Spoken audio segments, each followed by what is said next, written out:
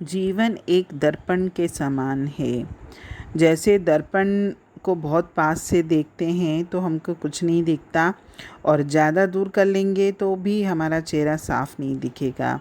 यानी दर्पण और हमारे चेहरे के बीच में एक निश्चित दूरी ज़रूरी है। ठीक ऐसा ही जीवन के साथ भी है। जीवन में भी एक निश्चित दूरी बनाना है शरीर और आत्मा के बीच में, लेकिन दूरी से ज़्यादा हमने शरीर और आत्मा के बीच में मन रख दिया है, जिस कारण हमको आत्मा रूपी दर्पण नज़र ही नहीं आता। आत्मा रूपी दर्पण को देखने के लिए सबसे पहले मुझे अपने मन को हटाना पड़ेगा, तभी मुझे अपने देह का स्वरूप आत्मा रूपी दर्पण में दिखेगा। और जहाँ मुझे अपने देह का स्वरूप आत्मा रूपी दर्पण में दिखेगा, यानी मुझे अपना जीवन दिखेगा, तो जब मैं अपने जीवन को देखूँगा तो जीवन को सही ढंग से जीना भी सीखूँगा। अभी तो हमारे आत्मा और शरीर के बीच में जो मन का पर्दा पड़ा हुआ है, तो मन हमको जो दिखाता है, जो समझाता है, जो बोलता है, हम वही करते हैं। और मन का तो काम ही है गिराना, मन का तो काम ही है आपको कीचड़ में धकेलना, मन का तो काम ही है आपको गलत राह पर लेके जाना। तो जब तक हम मन को नहीं हटाएंगे तो हमको अपने सत्य स्वरूप का ज्ञान कैसे होगा। अभी जो हम जीवन जी रहे हैं, कभी कभी हम अपने जीवन पर नज़र डालें तो हमारा जो जीवन है पिंजरे में कैद पक्षियों की तरह है। जैसे किसी पक्षी के भाग्य में ये लिखा हो कि उसे पिंजरे तो एक से बढ़कर एक मिलेंगे, चांदी का भी हो सकता है, सोने का भी हो सकता है, जैसा भी दुनिया भर के डिज़ाइंस के पिंजरे हो सकते हैं, बेशकीमती पिंजरे भी हो सकते हैं, लेकिन होगा तो वो पिंजरा ही। हाँ, बस एक बात यह है कि उसे उड़ने के लिए खुला आसमान नहीं मिलेगा। पिंजरे के अंदर वो जो चाहे उसको सब मिलेगा, पिंजरा जैसा चाहे उसे मिलेगा, लेकिन उसको उड़ान के लिए खुला आसमान नहीं मिलेगा।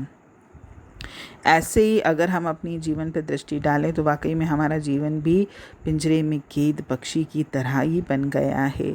कभी हमारे ऊपर घर परिवार के बंधन हैं, उनके पिंजरों में हम बंद हैं। कभी धन कमाने में लगे हुए हैं, धन कमाने का भी बंधन है। कभी समाज के प्रति मेरा जो कर्तव्य है, या समाज के हिसाब से मुझे चलना पड़ेगा, देश के हिसाब से चलना पड़ेगा, जो भी इनके बंधन है मुझे हर बंधनों को मानना पड़ेगा। तो ये सारे पिंजरे ही तो हैं, और इन पिंजरों के भीतर रहते हुए भी हमको आनंद के साथ जीना है।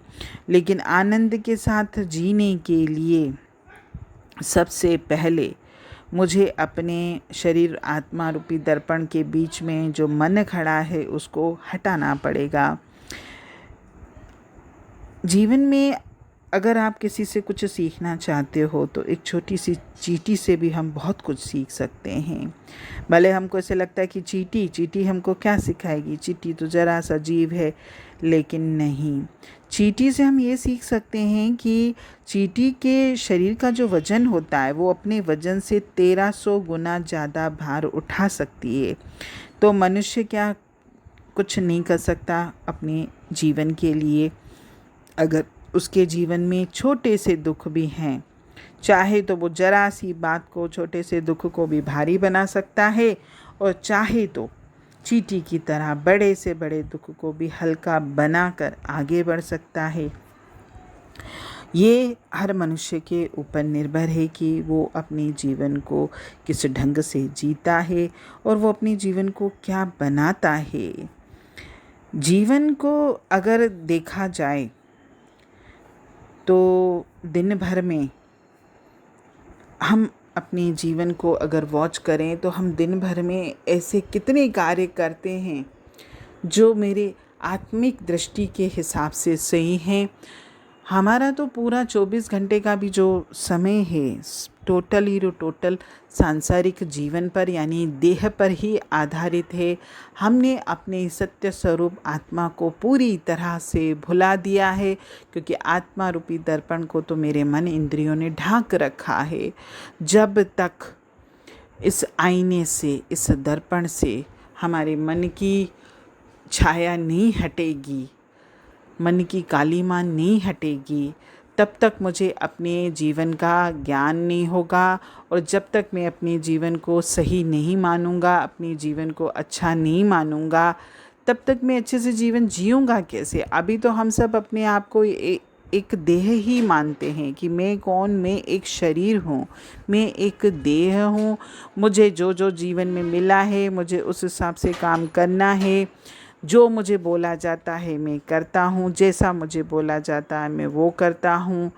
यानी कभी कभी तो हमको ऐसे लगता है कि हमारा जीवन हमारा नहीं है, हमारे जीवन की डोर तो संसार के हाथ में, संसार जैसा चाहे मुझे वैसा करना पड़ता है।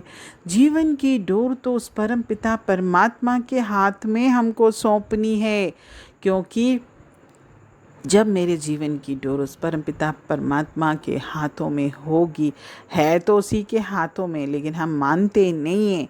हम तो ये मानते हैं कि हमारे साथ जीवन में जो भी घटित होता है, अच्छा या बुरा, मेरे मन मुताबिक या मेरे मन के विपरीत जो भी होता है, ये मैं करता हूँ या सामने वाली कोई देह करती है। हम नहीं मानते हैं कि हमारी जीवन की हर चीज़ में, हर बात में, हर परिस्थिति में उस परमपिता परमात्मा की ही रज़ा होती है।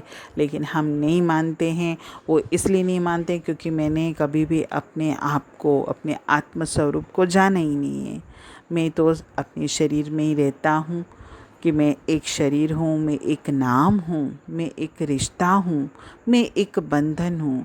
मेरी स्थिति तो उस पिंजरे में बंद पक्षी की तरह है जिसका मालिक ये संसार है, मेरे रिश्ते हैं, या जिसको भी हमने अपने जीवन का मालिक बनाया है वो जैसा चाहेगा मैं करूँगा। बस हम इन बंधनों में ही जीवन जी रहे हैं। इन्हीं बंधनों में जीवन जीते हुए इस संसार से विदा हो जाएंगे और हमारा अनमोल मनुष्य जन्म का लक्ष्य पूरा ही नहीं होगा। हरि ओम।